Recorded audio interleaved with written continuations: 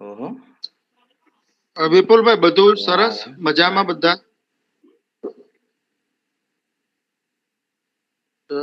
સાગર એક મિનિટ, હું જરાક વિપુલભાઈ જોડે એક મિનિટમાં. વિપુલભાઈ બધું ઓકે સરસ? એવું કહી શકાય. મારા કાકાનું અવસાન થયું ગઈકાલે. ઓ માય અરે ગોડ, રે. તમારા ચહેરા ઉપર જે ચિંતા અને વ્યગ્રતા દેખાય છે ને, એટલે મને એકદમ સહજ હા, પૂછાયું. એટલે બહુ મારે ત્યાં પરિસ્થિતિ બહુ એટલે એવી છે, પણ એવું એટલે અત્યારે હું આપણી સાથે જોડાઈ શક્યો છું એવું તો છે. એટલે આમ જે પેલું વાવાઝોડું કહેવાય કે સુનામી કહેવાય કોરોનાની, એ અત્યારે ઓ બાપા, અમારા આસપાસથી પસાર થઈ રહી છે. ઓ બાપા. એમાં મારા કાકી અને 70 વર્ષના કાકી અને એમનો દીકરો, એ ઓ. બેને કોરોના થયેલો હતો. હમ. અને કાકાએ 5 દિવસથી અન્ન ત્યાગ કર્યો અને પછી એમાં ને એમાં દેહ ત્યાગ કર્યો એમણે. ઓ. અને સગા કાકા, ઓ માય ગોડ. એટલે એ ઓકે, વિપુલભાઈ ના એમને સગા.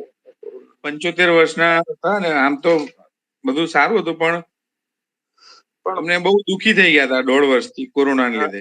કન્ડિશન આ હોય એટલે બિલકુલ. એટલે કે દવાખાને ના જવાય, કોઈ બીમાર પડ્યું હોય તો ના જવાય, કામ તેમ. અને આમ પાછા વિચારશીલ પણ હતા.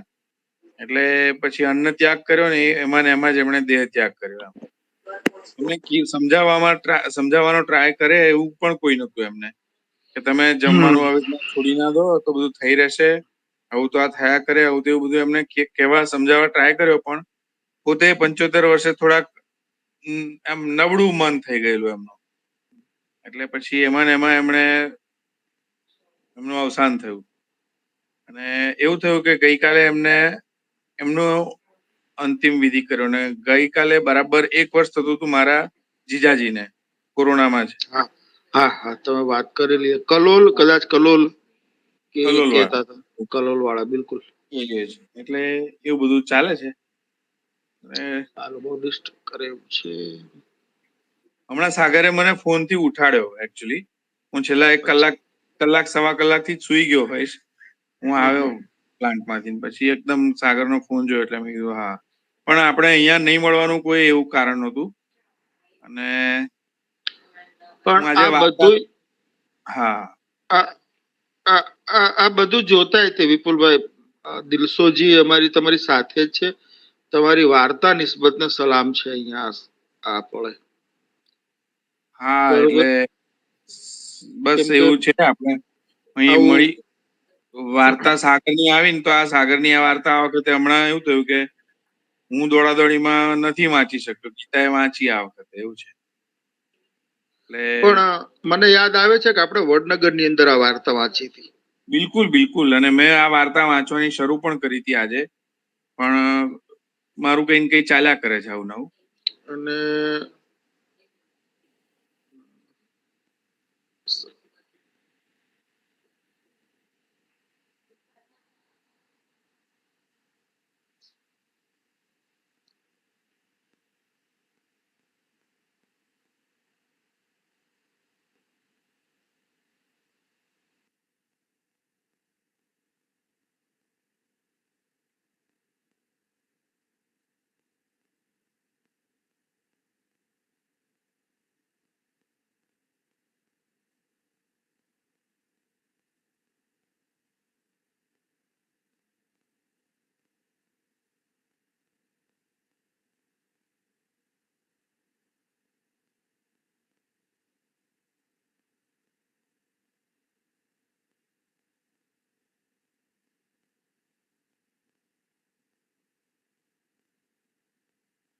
હમ.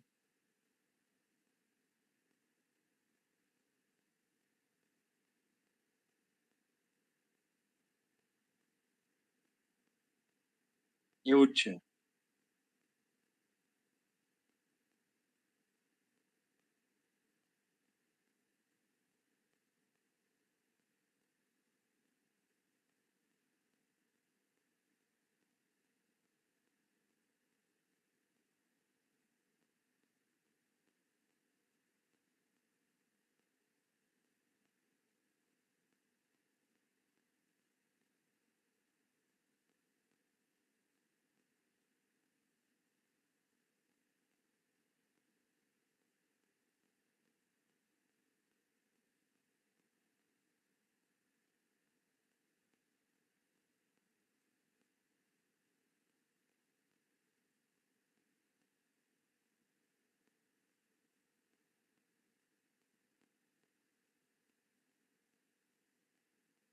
હા હા, એટલે મારું એવું કેવું છે, હું એવું માનું છું કે આ આપણે ખબર નહીં ચાણક્ય વાળા માણસો છીએ, રામાયણ મહાભારત વાળા માણસો છીએ કે એટલે હું આજે મને અત્યારે વિચાર આવે છે ને બહુ જરૂરી એવું લાગે છે એટલે અત્યારે શેર કરવું જોઈએ કે જેમ વિશ્વયુદ્ધમાંથી પસાર થયેલી પ્રજા અથવા તો અણુબોમ્બમાંથી પસાર થયેલી પ્રજા એવી રીતે આપણે લોકો છે ને બહુ નેચરલ રિસોર્સિસ આપણને કોઈ દિવસ ખૂટેલા નહોતા. આપણે ઇન્ડિવિડ્યુઅલ્સ બહુ સારા છીએ પણ તોય આપણે એટલા ખરાબ માણસો છે. ખરાબ એટલે પેલા જજમેન્ટલ ટોનમાં નહીં, પણ આપણે લોકો એઝ અ કમ્યુનિટી અથવા સોસાયટી એટલા ઇનડિસિપ્લિન્ડ છીએ, એટલા બધા બદતમીજ છીએ આપણે કમ્યુનિટી તરીકે. એટલે મને એવું થાય છે કે માણસ હોવાનું ગૌરવનો જે મારો ઇસ્યુ છે ઇન જનરલ એના કરતા જુદા છે કંઈક આપણે. આપણી પાસે મોરાલિટી વિપુલભાઈ મોરાલિટીની દ્રષ્ટિએ તો બહુ જ દંભ છે આપણે. બહુ દંભી છીએ આપણે બહુ અને દંભી તોય છે. આપણે ગૌરવ લઈ શકીએ છીએ, એટલે મહાન સંસ્કૃતિનું ગૌરવ લઈ શકીએ છીએ. એટલે હિન્દુસ્તાનમાં રહીએ છીએ દંભિસ્તાનમાં એ જ ખબર ન પડે એ આખી સ્થિતિ છે એવી. બિલકુલ બિલકુલ. એટલે આપણો છે ને સૌથી મોટો જો કોઈ કંઈક નુકસાન અથવા તો આપણું શું કહેવાય ને નુકસાન શબ્દ નથી મને સમજમાં આવતો, પણ આપણું જે આપણી સાથે જો બનેલી કોઈ બહુ મોટી દુર્ઘટના હોય ને તો એવી છે કે આપણે બહુ આજે કેજીએ મોરલી બહુ ખરાબ સોસાયટીમાં આપણે એને બિલોંગ કરીએ છીએ એવા લોકો છીએ આપણે. એટલે જો આપણને થોડી ઘણી સમજ પડતી હોય વાત કરવાની પણ તો આપણે આ વાત કરવી જોઈએ કે આપણે એકદમ થર્ડ ક્લાસ કહેવાય ને એવી કમ્યુનિટીમાંથી આવીએ છીએ અને આપણને સારી વાતો કરતા આવડે છે, સારી કવિતા કરતા આવડે છે, સારી વાર્તાઓ અને કલાકૃતિઓનું સર્જન કરતા આવડે છે આપણને, પણ આપણને સારી સોસાયટીનું સર્જન કરતા નથી આવડતું. જવાબદાર સોસાયટીનું સર્જન કરતા આપણને નથી આવડતું. We are one of them. આપણે બધા જ એમાં. એટલે આ મને પહેલે દિવસથી એટલે આજે તેમ ઇકોનોમિક ટાઈમ્સનું કીધું, ઇન્ડસ્ટ્રીનું કીધું એટલે મારા મનમાં આ વાત આવી ફરી આ રીતે કે આપણે લોકો બહુ સારા ઇન્ડિવિડ્યુઅલ્સ છીએ પણ બહુ જ ખરાબ ટીમ છીએ આપણે, બહુ ખરાબ સોસાયટી છીએ આપણે બધા જ. એટલે બસ આવી કંઈક વાત છે.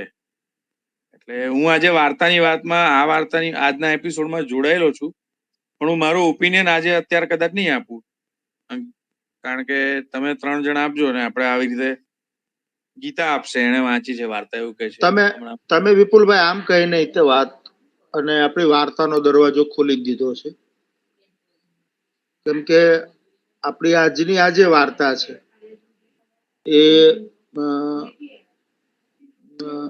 એ પ્રકારના એ દિશામાં જ આપણને વિચારતા કરે એવી વાર્તા છે. આપણે સ્મરણ કર્યું ને અગાઉ કે આપણે વડનગર ની અંદર આ વાર્તા વાંચેલી ફરી પુનઃ એકવાર મેં પાછી આજે વાંચી અને આપણને આ જે આખું કમઠાણ રચ્યું છે સાગરે, તો આપણને આપણા પૂર્વસૂરીઓની વાર્તાઓ યાદ આવે. મને તો એ સમયે સરળ ને શંપા મધુરાયની યાદ આવતી હતી.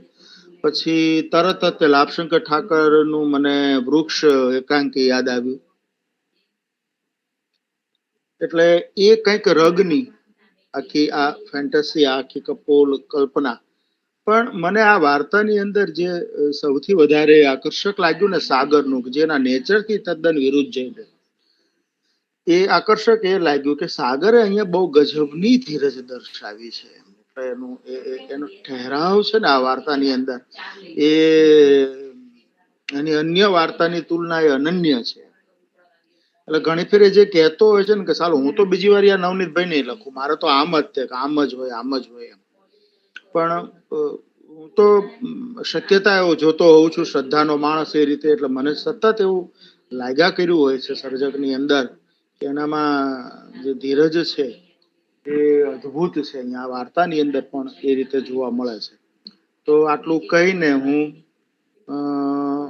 વાર્તાની વાત પછી કરું, જો કહેતા હોય તો ચાલુ કરું, નહીતર અભિને હું હા સોંપું. કરો કરો, ચાલુ જ કરો.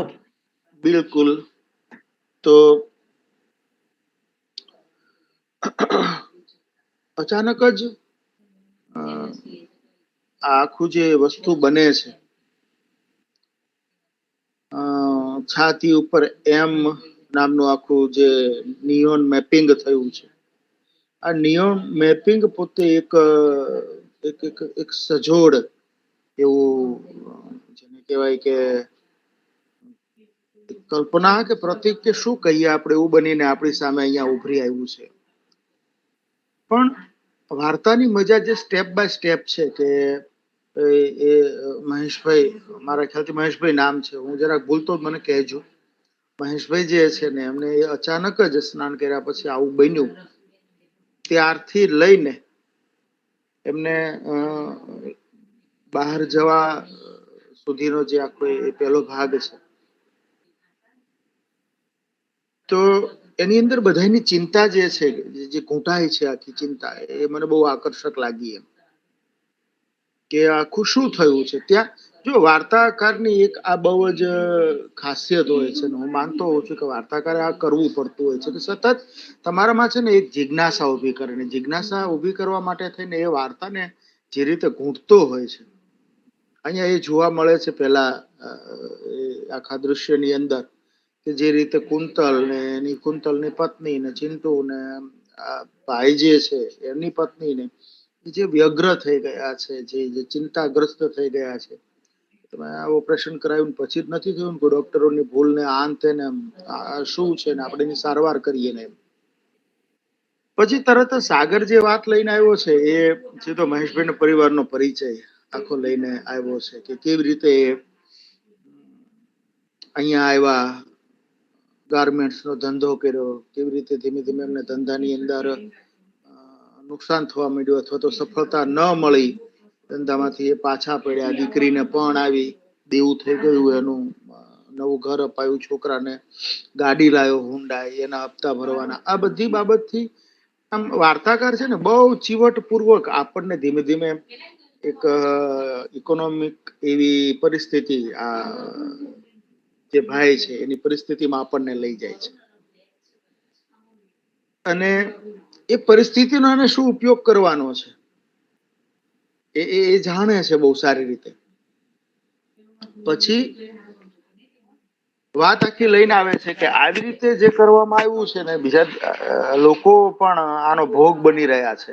જુદા જુદા બ્રાન્ડના લોગો એમના શરીર ઉપર દેખાઈ રહ્યા છે, તો બહુ ખતરનાક છે. જો આપણા દેશની આ ખાસિયત છે, જયારે આવું કશું નીકળી આવે ને એટલે બધા છે ને આમ ઘેટાની જેમ છે ને આમ થતા હોય છે કે આવું ના થવું પડે ને, આવું આ શું થયું ને, આનું વળતર આપો ને, આમ કરો ને તેમ કરો ને, આમ એકદમ છે ને બધું થઈ જાય. પણ જેમ વિપુલભાઈએ વાત કરી ને કે આપણું જે અંદરનું એક પ્રકારનું જે ખોખલાપણું છે ને, એ ખોખલાપણું તરત જ આની અંદર ઉભરી આવે છે. મેકડોનલ્ડ્સ વાળા બોલાવે, ડીલ કરવામાં આવે, 4 લાખની ડીલ આટલામાં થાય, અને મૂળ મુદ્દો એ જ આખો આની અંદર ઉભરી આવે છે કે આપણે પૈસા મળતા હોય અથવા તો આપણું કોઈ કાંઈ એવું હિત સધાતું હોય ને, ત્યારે બીજું બધું આપણે મોરના પીછાની જેમ ખેરી દેતા હોઈએ છીએ. ભલે આપણે સાવ બાંડા થઈ જઈએ, એમ ભલે આપણા પીછાઓ જતા રહે, પણ સાલું આમ મળે છે ને, આમ એક ક્ષણનો આપણે છે ને વિચાર નથી કરતા કે શું કરી રહ્યા છીએ. એક આખી આપણું કલ્ચર આ રીતનું કે સોસાયટી આ રીતની છે. એટલે વિચાર કરો કે સાગરે તો બહુ સરસ રીતે મૂકી આપ્યું છે કે આખી ચિંતા કે આ તો બહુ અઘટિત છે અને ખરેખર અઘટિત જ બન્યું છે. એટલે એ અઘટિતને ક્યારે સ્વીકારી ન શકાય ને, જે રીતે આ લોકો સ્વીકારે છે. હક નથી, અધિકાર નથી આ રીતે લોગો કે એવો કે બ્રાન્ડ કે નિયોન મેપિંગ આ રીતનું કરવાનું કોઈને, પણ એ હક કેટલો આપણે આમ ખુશી ખુશી આપી દેતા હોઈએ છીએ ચંદ રૂપિયા માટે થઈ. તો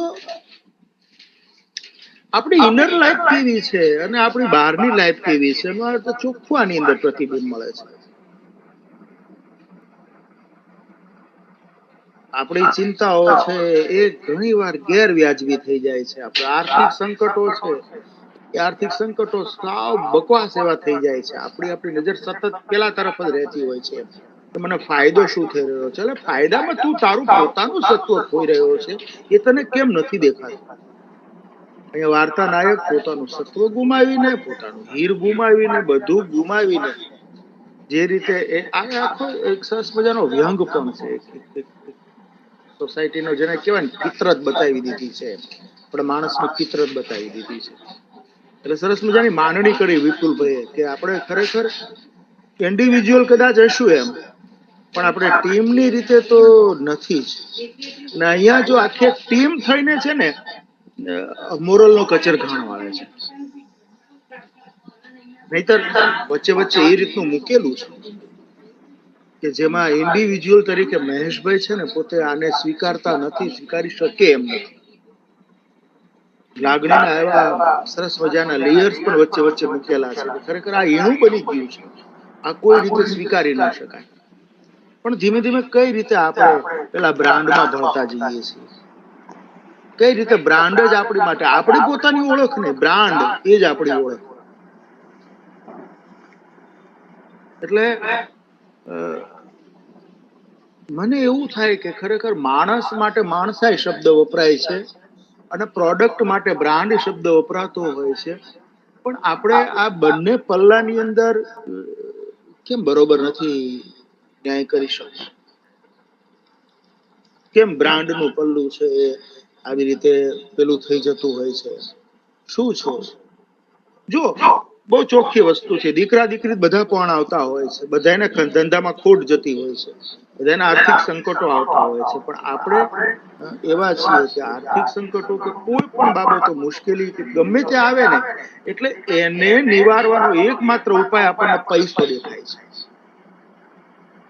એની સિવાય આપણને બીજું કોઈ દેખાતું નથી, માત્ર પૈસો દેખાય છે. કાંઈ પણ થાય ને તો કે પૈસા હશે ને એટલે થઈ રહેશે, પૈસા હશે એટલે બધું આપણે મેનેજ કરી દઈશું.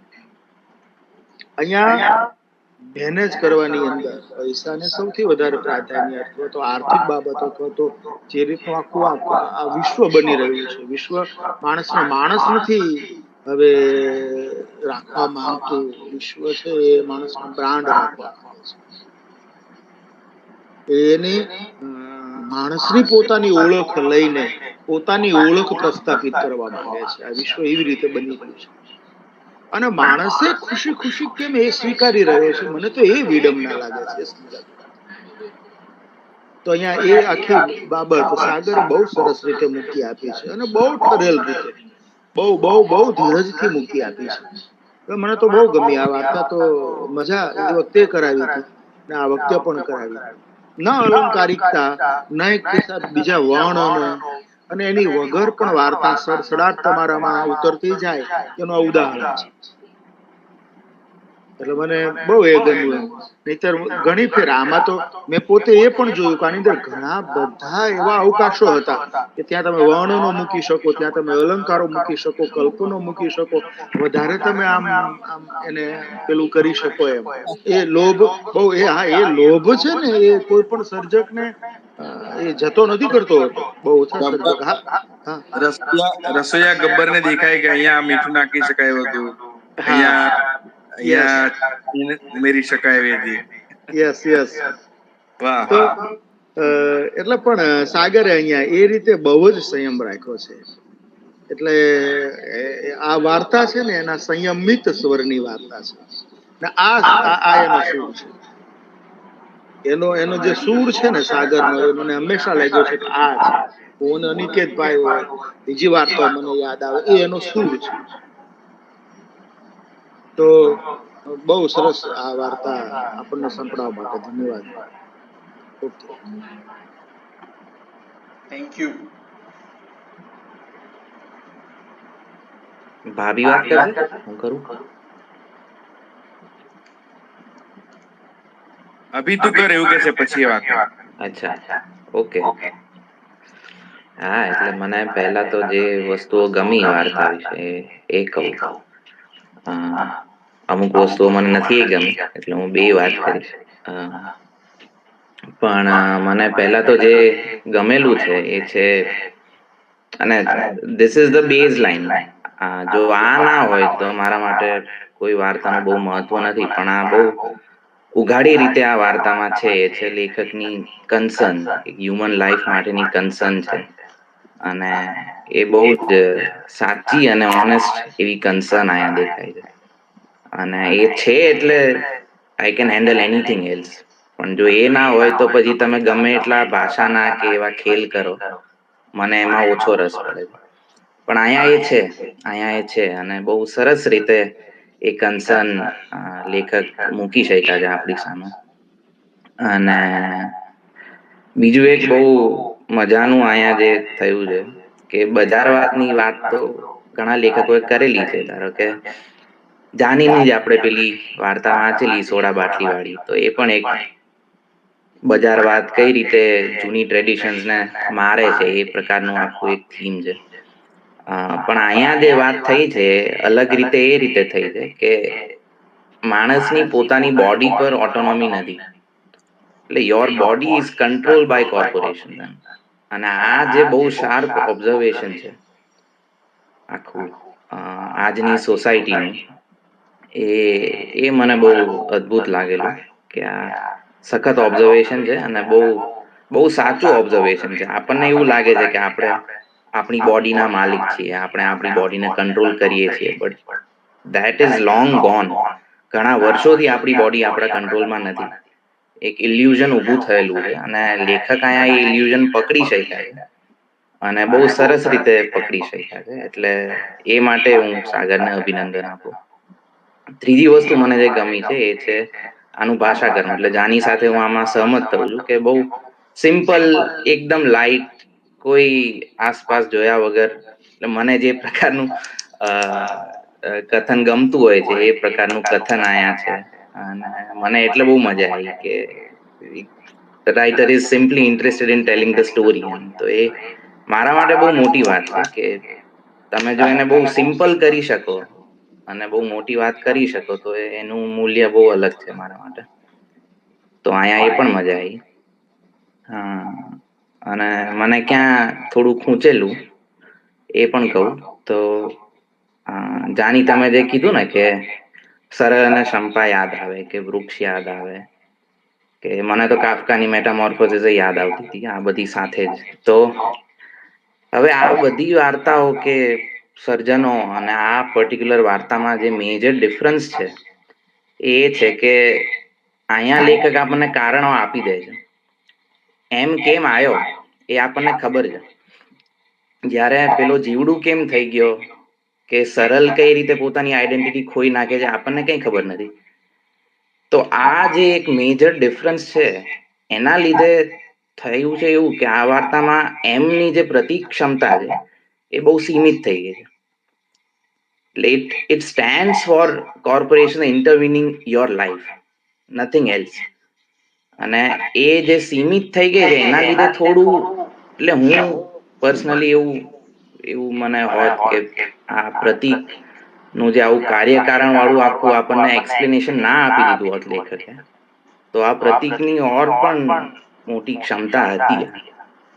અને એટલે જ મને ફર્સ્ટ હાફ બહુ જબરજસ્ત લાગે છે. આમાં જે ફેમિલી વાળો આખો સીન છે ફેન્ટાસ્ટિક. કેમ કે એમાં લેખક આપણી જે જિજ્ઞાસા છે એ આપણને પેલું કરે છે કે ભાઈ આ એમ કેમ આવ્યો, એમાં કોઈને ખબર નથી અને આખા પરિવારને ખબર નથી. એટલે ત્યાં જે થાય છે કે એ એમ આવ્યો એના લીધે એના સંબંધો પર અસર, એની પોતાની માનસિકતા પર અસર, એની બોડી પર અસર, આ બધી અસરો લેખક ઝીલે છે. અને પેલી જયારે એની પુત્રવધુ પેલું કે છે છોકરાને કે અરે દાદાને શું થયું છે કોને ખબર, તું અડતો નહીં. તો એ બહુ ઝીણો અને બહુ જ સરસ એવો એક પ્રસંગ છે કે દાદાની આંખમાં આંસુ આવી જાય છે. તો એ જે ફર્સ્ટ હાફ જે છે એ બહુ જબરજસ્ત રીતે ચલાવેલો છે. કેમ કે એમાં લેખક એ એમની અસરોમાં ગયા છે, એ અસરોમાં ગયા છે, એમના લીધે બદલાયેલા સંબંધોમાં ગયા છે, એમની આંતરિકતામાં ગયા છે. જ્યારે સેકન્ડ હાફ જે છે એ થોડો સોશિયલ સટાયર વાળા વેઇનમાં છે કે એમાં પછી સમાજ ઉપર કોમેન્ટ્રી કરવી છે થોડી લેખકને, અને એ આંતરિકતામાંથી થોડા બહાર નીકળી ગયા છે, થોડા બહિર્મુખ થયા છે ત્યાં. અને એ બહિર્મુખતા થોડી મને ખૂંચે છે કેમ કે પછી થોડું સિમ્પલ થઈ જાય છે બધું. ત્યાં સુધી બહુ જબરજસ્ત રીતે વાર્તા ચાલે છે પણ પછી ઇટ્સ અ બિટ સિમ્પલ.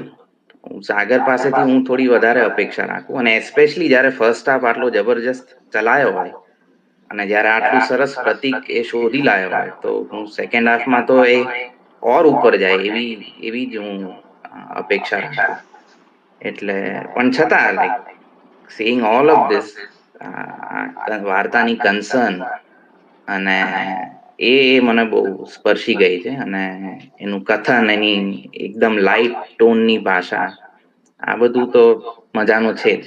એટલે આટલી વાત અત્યારે. Thank you. Thank you.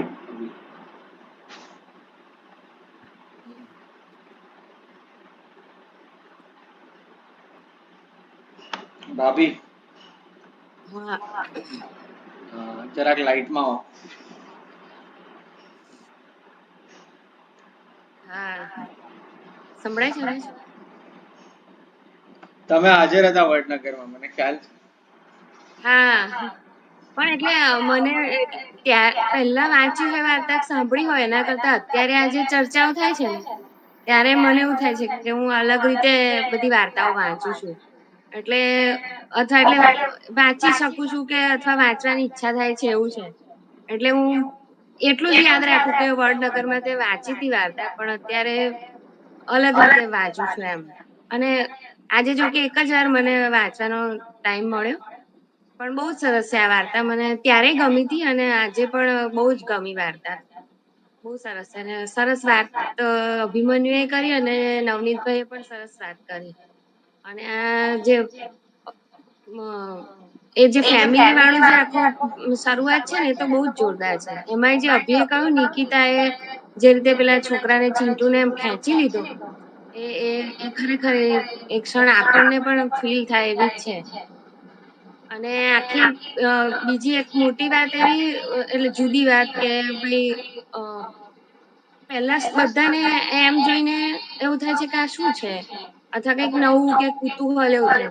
પણ આજ વસ્તુનું જયારે પૈસામાં જે અંકે થઈ જાય છે ને પછી આખું બધાનું બિહેવિયર ચેન્જ થઈ જાય. છોકરાનું બિહેવિયર, પછી એ જે ગાર્ડનમાં જાય છે ત્યાં પહેલા એ એમ કંજૂસ જેવા ગણાતા હોય છે, ક્યારેય પૈસા કાઢતા નથી હોતા ખમણ કે ભજીયા લેવા માટે. પણ જયારે પછી આવા પૈસા આવી જાય ત્યારે એમનું પોતાનું પણ આમ ચેન્જ થઈ જાય છે. ગાર્ડનના બીજા લોકોનું એમના તરફનું બિહેવિયર પણ ચેન્જ થઈ જાય છે. અને એટલે ટૂંકમાં રૂપિયા પૈસા આવે ત્યાં એના પહેલા કેવું હોય છે અને પૈસા આવ્યા પછીનું પણ જે માણસનું જે ચેન્જ થઈ જાય છે એમના તરફનું અને એમનું બીજા ના તરફનું, તો એ મુદ્દો મને એમાં બહુ ગમે. અત્યારે આટલી જ વાત કરું ને મને વાર્તા બહુ જ ગમી, એના માટે સાગરને અભિનંદન ખાસ તો. અને પછી થોડું ફરી વાંચીને ડિટેલમાં થોડુંક લખીને પ્રતિભાવ આપીશ મારો. Thank you. વિપુલભાઈ બોલો બોલો, તમે વાંચેલી જ છે વાર્તા. હા, તમે જે બી એટલે સાગરના સંગ્રહ પછી ની જે આ વાર્તા હતી, એટલે આપણે લોકો એવા લેબલમાં નથી માનતા કે તમારું કેવી રીતના વાર્તાકાર તરીકેનો તમારો વિકાસ અથવા તમારી વાર્તા સાથેની યાત્રામાં જુદી ટાઈપનો માઇલસ્ટોન કે એવા બધા આપણે ટેગમાં ના જઈએ. પણ નવનીતભાઈએ પણ નોંધ્યું એમ, અને સાગરનો એક જુદા વાર્તાકાર તરીકેનો જે આખો આપણે આ અણસાર મળે એવી આ વાર્તા હતી. અને સંજોગો વશાત એવું થયું કે અભિની ચુન્ની વાર્તા હતી અને સાગરની આ વાર્તા હતી. એટલે હું એ રીતે બહુ જ ખુશ થયો હતો કે આપણે 3 જણે વાર્તા સંગ્રહ એક આપી દીધો. ત્યાં સુધીના આપણે લોકો જે હતા, પછી ચુન્ની વાર્તાથી અભિમન્યુ આખો એકદમ મને જુદો દેખાયો વાર્તાકાર. એવી રીતે આ વાર્તાથી સાગર શાહ પણ એકદમ જુદા દેખાય. એટલે એની જે વાર્તાઓ હતી ગેટ ટુગેધરમાં, એના કરતા અચાનક એકદમ જુદો સૂર મને સાગરમાં પણ એની વાર્તામાં દેખાયો. એટલે મેં ત્યારે સ્વાગત એવી રીતે જ કર્યું હતું કે આ જુદો વાર્તાકાર સાગર શાહનો, અથવા તો એનું સ્થિત્યંતર જેને આપણે ચીલાચાલુ ભાષામાં કહીએ તો એ સ્થિત્યંતર વાર્તાકાર સાગર શાહનું આ વાર્તાથી જોવા મળ્યું હતું. પછી તો આપણને ખબર પડી કે બનદેવી વાળી વાર્તા સુધી ગયો, કે પતંગિયા ને ફૂલો વાળી વાર્તા મળી, ને પછી કુંભલગઢ વાળી વાર્તા પણ મળી. તો એ હા, બિલકુલ. એટલે ગેટ ટુગેધર પછી વાર્તાકાર સાગર સાનો ની જર્ની વાર્તામાં ચાલુ રહી છે એનો પહેલવેલો અનુસાર આ વાર્તાથી મળ્યો એવી રીતના મેં નોંધી હતી આ વાર્તાને. અને આ જે અભિમન્યુએ કીધો એ પ્રસંગ સુધી મેં આ વાર્તા વાંચી. આજે હું પ્લાન્ટમાં હતો, ફર્સ્ટ શિપમાં, અને બસ એ જગ્યા પર હું એટલે જ અટક્યો હતો કે એ જગ્યા બહુ જોરદાર હતી. કે જે મહેશ, શું નામ, મહેશલાલ ભાઈ, મહેશભાઈની જે આંખમાં એક આંસુ તકતકે છે, એટલે એ જગ્યા પર આવીને હું મારે અટકવું પડ્યું હતું. ને એ અભિએ નોંધી એ જ રીતે વાત છે કે તમારી અંદર આવો નાનો અમથો કંઈક ફેરફાર થાય, એ ફેરફારને તમે હજુ જુઓ, સમજો, એ પહેલા જે બધા તમને પરિવર્તનો તમારા માથે આવી પડે છે, અને એનું આવી રીતના જે પૌત્ર છે એમનો અને એમની પુત્રવધુ છે એમાં સીધું વર્તનમાં રિફ્લેક્શન આવે છે. એટલે એ મને બહુ જ વિચારતો મને કરી મૂક્યો હતો આખી વાતમાં. એટલે અને બ્રાન્ડિંગ વિશેની જે આખી વાત મારી ને સાગર વચ્ચે પણ આ વાર્તામાં થયા કરી હતી. એટલે વળીને અભિવાળી વાત જ આવે છે કે ઝીલી શક્યો છે આખી વાતને. અને હું મારો પોતાનો દાખલો આપું તો એવું છે કે આઈપીએલ નો કોન્સેપ્ટ મને છે ને ગમતો જ નતો સહેજ પણ. કે હું બિલકુલ ઓર્થોડોક્સ રીતે ક્રિકેટ જોતા, રમતા અને સમજતા શીખેલો એવો ક્રિકેટનો ફેન હતો હું, રમત ગમતનો.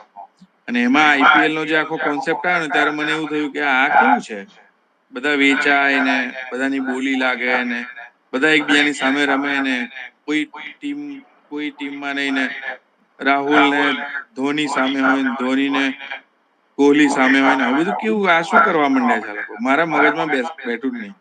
એ આજની દ્રષ્ટિએ તમે ચેક કરશો ને તો એ વાત, મારી વાત એકદમ સમજ પણ નહીં પડે એવી લાગશે. કેમ કે આજે આઈપીએલ મને પણ ગમે છે. એટલે એ ટ્રાન્સફોર્મેશન કેવી રીતે થઈ ગયું મારામાં? હું જે એવું સમજતો હતો કે મારી ભારતની ક્રિકેટની ટીમ અથવા તો જે કંઈક હોય એ લોકો બધા વેચાઈ જાય સામાસામી, અને પછી આવી રીતના દંગલ માંડે બ્રાન્ડ્સ નું અને એ બધું જ આખું. તો એ આજે મને ગમી ગઈ એ વાત, મેં સ્વીકારી લીધી.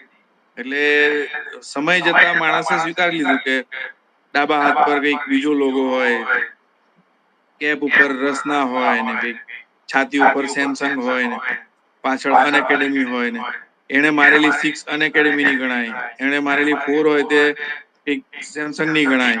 એટલે 4 નું પણ નામ બ્રાન્ડ, 6 નું પણ ની પણ એક બ્રાન્ડ. એમ એટલે આટલી હદે બ્રાન્ડ તમારા અંદર પ્રવેશી જાય અને તમને એટલે તમારા રૂટીનમાં ડે બાય ડે માં એની વાર્તા સાગરે કરવાનું નક્કી કર્યું, વાર્તાકારે. એટલે બહુ સરસ વાત છે આખી. અને અભિએ કીધું એમ, એટલે એક ફેન્ટસી પોઈન્ટ ઓફ વ્યૂ અથવા તો કાર્યકારણ વાળો એનો પોઈન્ટ બહુ મોટો છે, સરસ પોઈન્ટ છે. પણ જે રીતે બ્રાન્ડ્સની વાત કરીએ ને ત્યારે હું ને જિગ્નેશ બ્રહ્મભટ્ટ ને સુમન શાહ એકવાર વાત કરતા હતા. એમાં એવું હતું કે સપાટ બયાની અથવા મુખર જે તમે થઈને વાત કરો છો એની તમારે અનિવાર્યતા અથવા તો એનું જસ્ટિફિકેશન શું હોય? તો ક્યારેક તમારે છે ને મુખર થઈ જવું પડે અથવા મુખર થયાનો દોષ વહોરી લેવો પડે, ત્યારે તમે એ વાત કહી શકો. એટલે એ જે મુખર થવું પડે છે વાર્તાકારે કે કલાકારે કે કવિએ, તો આપણે એની મજબૂરી સમજીએ એ કલાકારની કે કેમ એ મુખર થયો. અને મુખર થયો તો એને પોતાને સૌથી પહેલા દુઃખ થયું હશે કે મારે આ મુખર થવું પડ્યું.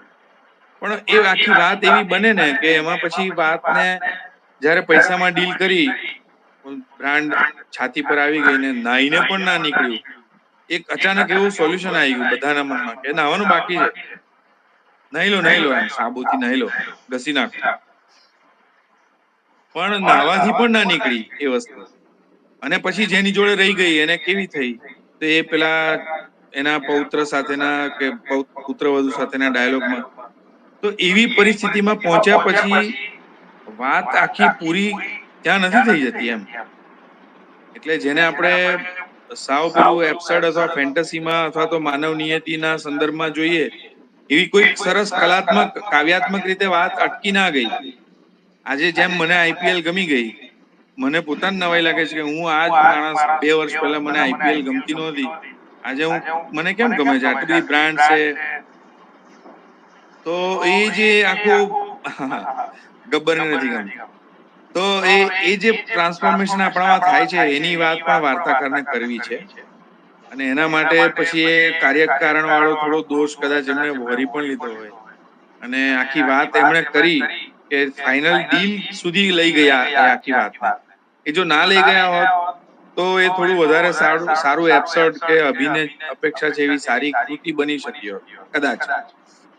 પણ એ કદાચ આ વાર્તામાં વાર્તાકારને નહોતું કરવું અને વાર્તાકારને બ્રાન્ડના સંદર્ભમાં જે આખી વાત કરવી હતી એના માટે એમણે મુખરતાનો દોષ અથવા મારા તારા જેવા મિત્રોનો આવો કલાત્મક જે અપેક્ષાઓનો આખો છે એ આપણે એમણે વહોરી લીધો અને વાર્તા પૂરી કરી એમ. એટલે હું પણ સાગરને વાર્તાકાર તરીકે અહીં એને અભિનંદન પણ આપું છું અને ગેટ ટુગેધર પછીના વાર્તાકાર સાગર શાહનું સ્વાગત કરું છું આ વાર્તાના સંદર્ભમાં. બહુ સરસ વિપુલભાઈ. મને હંમેશા એક મુદ્દો છે એ કળાવનારો રહ્યો છે એનો હું સમજવાનો પ્રયાસ કરું છું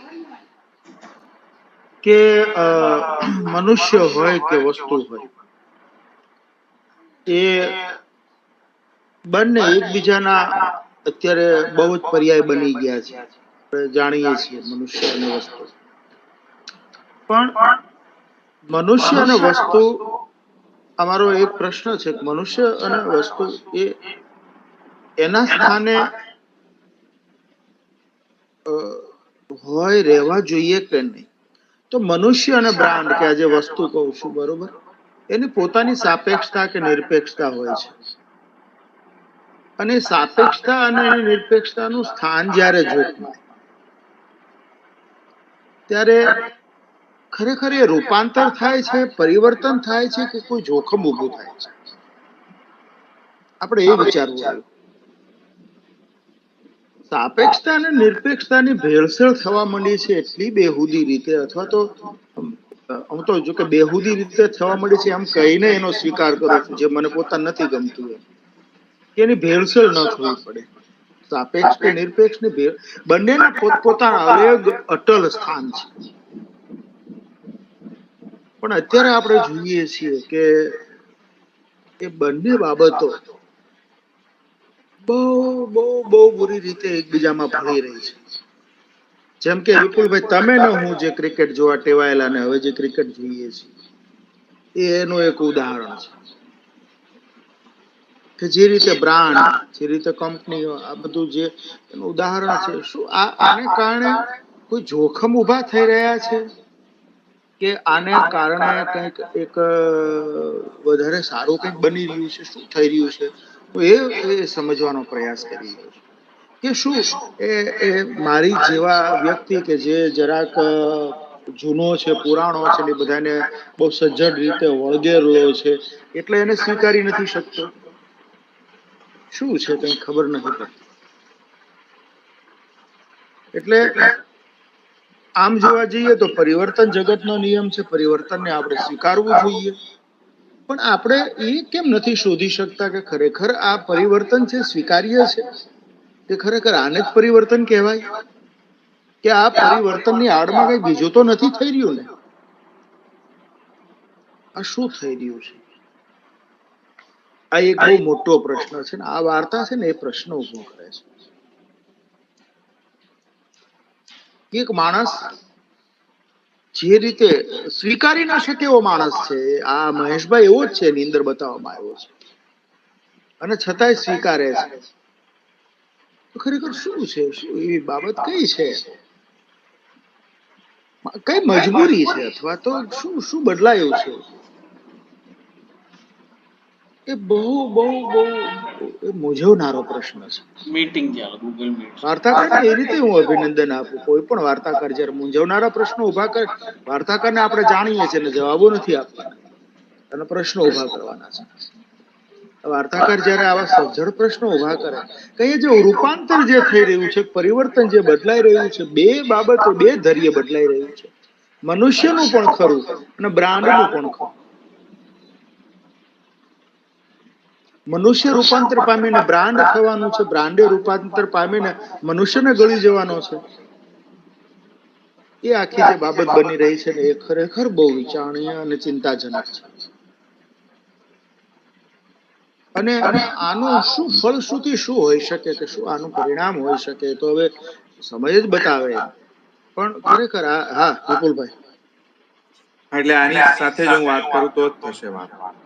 કિરીટ દુધાતની એક વાર્તા હમણાં આવી છે, ઘર કેવું નામ છે એનું?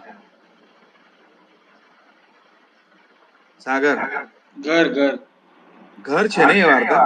હા મને મોકલજો, અત્યારે ઘર નિદ્રા ઘર નથી. નામ હા, એટલે એ ઘર વાર્તાને મેં એમ કીધું કે શબવત જેવી છે એ વાર્તા. અચ્છા. મેં એવું કીધું. એટલે મેં બહુ જાણી જોઈને એવું કીધેલું છે. પહેલા વાંચી મેં વાર્તા, અને પછી એ વાર્તા વિશે એવું કીધું કે આ વાર્તા શબવત જેવી વાર્તા, એવું મારે કહેવું છે. એનું કારણ આ જ છે કે એમાં શબવતમાં જે રીતના આપણે બહુ ઝીણું જોઈએ ને, અચાનક આપણને આંચકો આપી જાય એવી વાર્તા છે શબવત. અને ઘર પણ એવી જ છે વાર્તા. અને એ ઘરમાં કે શબવતમાં પહેલી નજરે આપણને નથી સમજાતી, પકડાતી, અને ગમી જાય છે એવી જે કંઈક વાતો છે. પછી બીજી નજરે આપણે જોઈએ છે ત્યારે આપણને ખબર પડે છે કે પ્રતીતિ કરતાના થોડાક પ્રશ્નો જે ધીમે રહીને ઉભા થાય છે, અથવા તો વાર્તામાં એ બધી વસ્તુઓ જે રીતે એટલે જડી ગયું છે લેખકને, વાર્તાકારને, એટલે એના વિશે વાત કરી નાખી એમણે. પણ જે સહજ રીતે આખી માનવ નિયતિ અથવા માણસની લાઈફ આવવી જોઈએ અંદર, એના જે પ્રશ્નો શબવતમાં એવી રીતે ઘરમાં ઉભા થાય છે. હું આ વાર્તા, સાગરની આ વાર્તાના સંદર્ભમાં એને જોવા માંગુ છું કે આ જે પરિવર્તનને નવનીતભાઈ કઈ કહી રહ્યા છે અત્યારે, કે આપણને કેટલી હદે સ્વીકાર્ય હોવા જોઈએ અથવા થઈ જાય છે, આપણા રૂટીનમાં આવવા જોઈએ કે ના આવવા જોઈએ, પણ આવી જાય છે, તો એ સારું થઈ રહ્યું છે કે ખોટું થઈ રહ્યું છે? એ બધા પ્રશ્નોની વચ્ચે જયારે સાગરની આ વાર્તા આપણને મૂકી આપે છે, ત્યારે એમાં ઘર અને શબવત જેવા અનએટેન્ડેડ અથવા તો પ્રતીતિ કરતાના પ્રશ્નો અદ્ધરતાલ નથી રહી જતા. એ રીતે એ વાર્તાઓ પાસે જે મને મારી અપેક્ષા નથી પૂરી થતી, અથવા એ વાર્તાઓના જે પ્રશ્નો છે એ આ વાર્તામાં નથી. મારું એ કેવું છે. એટલે ઘર વિશે મારે બોલવાનું થયું હતું, એટલે અમારે સાગરને જ વાત થયેલી. મેં કીધું એ વાર્તા શબવત જેવી છે. તો એની વાતમાં હા, એટલે મૂળ વાત આવી જ છે કે એમાં એટલે આ વાર્તા સાગર શાહે શરૂ કરી છે જે બ્રાન્ડિંગ વાળી, તો એમાં એ બધા મુદ્દાઓ નથી. એમાં તો બહુ સરસ રીતે આખું ટેક ઓફ થાય છે, અને તમને પછી આ બધા પ્રશ્નોની વચ્ચે લઈ જાય છે. અને આજે ક્રિકેટ તરીકે રહી છે વાત, આઈપીએલ તરીકે, મનોરંજન તરીકે, આ નવા એપિસોડ તરીકે રહી છે, ચોક્કા છક્કાની પાવરની ગેમ તરીકે. તો આ ટ્રાન્સફોર્મેશન જે થયું ક્રિકેટની રમતનું, અને મારા ક્રિકેટ પ્રેમી તરીકે જે હું મારી અંદર માણસ હતો એનું પણ, તો એ જે આખા પરિવર્તનોની આખી વાત છે, એ બધી વસ્તુઓ સાગર શાહની આ વાર્તામાં આવે છે. ને એમાં અનએટેન્ડેડ નથી રહેતા જે મુદ્દાઓ છે તે બધા, જે શબવત ને ઘરમાં રહે છે એ રીતે. બસ આટલી એમથી વાત, અને તમારી વાત કન્ટિન્યુ કરો પાછી. બિલકુલ બિલકુલ, બહુ સરસ મુદ્દો તમે આપ્યો વિપુલભાઈ. ઘણી વાર્તાઓ આપણે આવી રીતની જોઈએ ને ત્યારે મને ઘણી ફેર વિચાર જાદુની અમુક આઈટમો જેવી વાર્તાઓ હોય છે કે આપણને આકર્ષે, બહુ મજા કરાવે, પણ અંતે આપણને ખબર પડે કે આ તો આવું ખોટું હતું, એમ ફેક હતું, એમ આપણને બનાવી દીધા છે. કોઈ માણસ એની હથેળીની અંદર એસિડની અંજલી લઈને આપણને બતાવે ને તો ચોક્કસ એ આપણને બહુ જ આમ જબરદસ્ત લાગે. એક સમય તો આપણે સ્વીકારી પણ લઈએ કે વાહ, એસિડ અને હથેળી એમ. અને પણ પછી છે ને જે આપણને વિચાર આવે એ વિચાર આવે કે આ તો કોઈ રીતે સ્વીકારી શકાય એવું, કેમ કે કાં તો એ હથેળી નથી અને કાં તો એ એસિડ નથી. ખરું. એટલે આ અમુક બાબતો, અમુક વાર્તાઓ એવી હોય છે કે એ શબવત કે ઘર કે અન્ય તે એવી કેટલી વાર્તાઓ કે જે આપણને પ્રતીતિના મુદ્દાઓ ઉઠાવે, વાંચવામાં સરસ એમને લાગે. કેવું છે જાની, સોરી ઇન્ટરપ્ટ કરું છું, પણ એસિડ બી છે ને રોઝ ફ્લેવરમાં આપવું છે. હા હા, એટલે કેમ કે છે ને એ એમાં કેવું થાય છે કે એ લોકો નિર્મમ રીતે માનવ સંબંધોને આલેખવાનો પ્રયત્ન કરે છે, પણ એમની અંદર જે રોમેન્ટિસિઝમ પડ્યું છે ને એમને ત્યાં સુધી જવા નથી દીધું. આ બહુ, હું બહુ સભાનતાપૂર્વક અને ગંભીરતાથી કહું છું.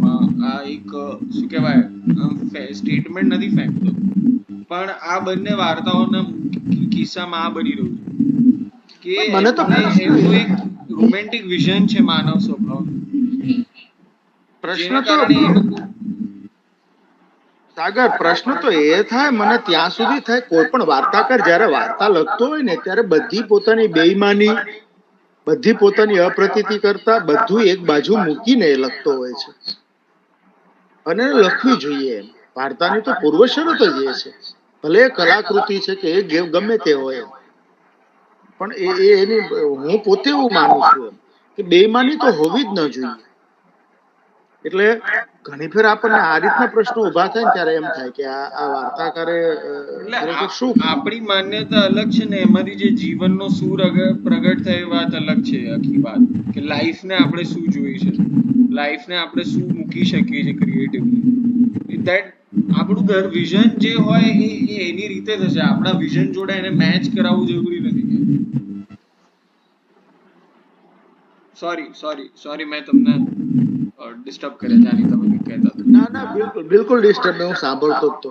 એટલે ઘણી બધી વાર્તાની અંદર મેં તને વાત કરી ને કે આ પ્રકારની, એટલે વાર્તા બે મસ્ત છે. એમાં તો પ્રતીતિ કરતા તો તમે પ્રતીત તો કરાવવું જ પડે ને, તમારે એ વસ્તુ તો કરાવવી જ પડે ને. એની વગર ગુલાબ જાંબુ મોઢામાં આપીને એનો સ્વાદ ન આવે ને તમે કહો ગુલાબ જાંબુ તમે આને કહો તો કેવી રીતે કહી શકાય? એમને દેખાવ ઉપરથી કહેવાના છે, એટલે તમારે એનો સ્વાદ ને બધો ચખાડવો જ પડે, માત્ર દેખાવ કે એ રીતનું નહીં. એટલે વાર્તાની એ તો છે જ, તે જરૂરી છે. યસ, અભી કઈ? હા, હું વિચારતો હતો કે આ પ્રતીતિ કરતાનો પ્રશ્ન છે એ થોડો શું કહેવાય, એટલે બહુ પેચીદો પ્રશ્ન છે કે આમ થોડી રિલેટિવ વાત છે એમ. એટલે ધારો કે વિપુલભાઈ જે કે છે કે શબ્દ અને ઘરમાં પ્રતીતિ કરતાના પ્રશ્નો છે, તો શબ્દમાં મને લાગે છે, ઘરમાં મને એટલા નથી લાગતા. એટલે હવે આ શું છે એમ એક્ઝેક્ટલી આપણે જયારે કહીએ કે આમાં પ્રશ્નો છે. સાહિત્યમાં કોઈ પણ પ્રશ્ન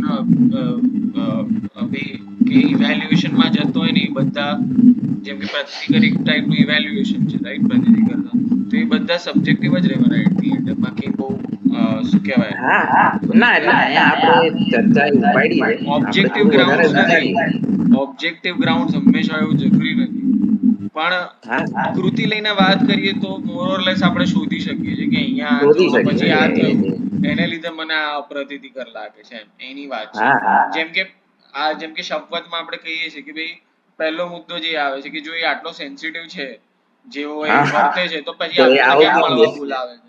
હા, બરાબર.